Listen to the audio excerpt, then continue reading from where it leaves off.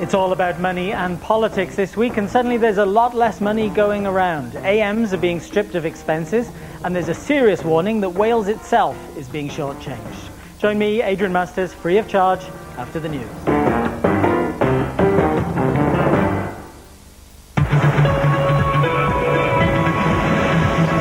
Good evening, this is BBC One Wales. It's 10 o'clock and time now for the BBC News with Hugh Edwards and Jamie Owen. Tonight at 10, police refused to reopen their investigation into phone hacking by the News of the World. They say there's not enough evidence of widespread breaches of privacy by private investigators working on behalf of the paper. But one investigator who's worked for the News of the World tells us that the techniques are widely used. So you do your job. It's like a motor mechanic uses spanners. We use little tricks. There's more pressure on this man, the paper's former editor and now a top Conservative advisor. But the latest claims will be investigated by a parliamentary committee. Also tonight, in Mansfield, a pupil is in hospital with serious injuries. One of his teachers is arrested on suspicion of attempted murder. The latest British soldier to die in Afghanistan. He was filmed on patrol by a BBC crew just days before his death. President Obama hails an historic consensus among world leaders on the need to limit global warming. And 2 unbeaten centuries as Australia make a strong start to their defence of the Ashes. Good evening. In Wales today, the steel giant Chorus announces more job losses at Port Talbot and Llanwern.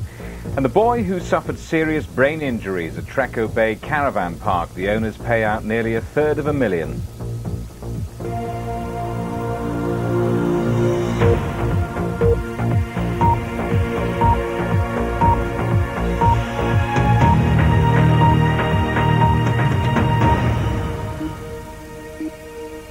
Good evening. Scotland Yard has refused to reopen the investigation into claims that the News of the World used private investigators to hack into the phone messages of countless politicians and celebrities.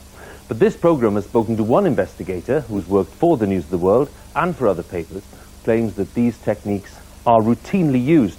Our Home Affairs correspondent, Daniel Sanford, has more details. The allegations are striking.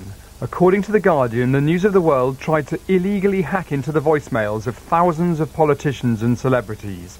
And when it came to light, the paper's owners, News International, paid out £1 million to keep the story quiet. In 2007, the News of the World's royal editor, Clive Goodman, was found guilty at the Old Bailey of hacking into voicemails using this man, Glenn Mulcair. It's now clear police found some evidence that the paper's potential targets ran into the hundreds. But this evening, Scotland Yard said the investigation had run its course and it wouldn't reopen it. Our inquiries show that in the vast majority of cases there was insufficient evidence to show that tapping had actually been achieved. By contrast, Keir Starmer QC, the Director of Public Prosecutions, said he would look back urgently at the case file to make sure all appropriate action had been taken. Tonight, the reporter who wrote The Guardian story insisted the scale of the News of the World's hacking operation was huge.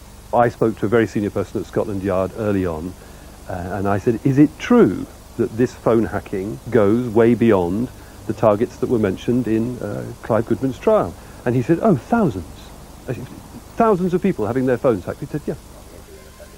And we tracked down Ron Sutton, who did investigations for the News of the World for 20 years before falling out with them. He said illegal techniques were commonplace. So you do it. So you do your job. It's like a motor mechanic uses spanners.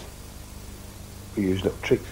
If Jeffrey Archer's in out of jail having his dinner in Lincoln with some prison officer, how do you think we know? By luck, by magic. It's because people watch the phones, listen to the messages. What the News of the World did was to call people's mobile phones when they knew they'd be off or wouldn't be answered, and they then hack into the voicemail using a PIN code. And how did they know what the PIN code was? Well, most people don't bother to change the number from the one set by the mobile phone provider. It seems that the culture of the newsroom at the News of the World was, on any story, let's get a private investigator and, well, let's listen to his phone, his voicemail, and her voicemail and see what we can get Fishing expeditions have no public interest defence. We know the News of the World targeted the royals, but whether the then Deputy Prime Minister John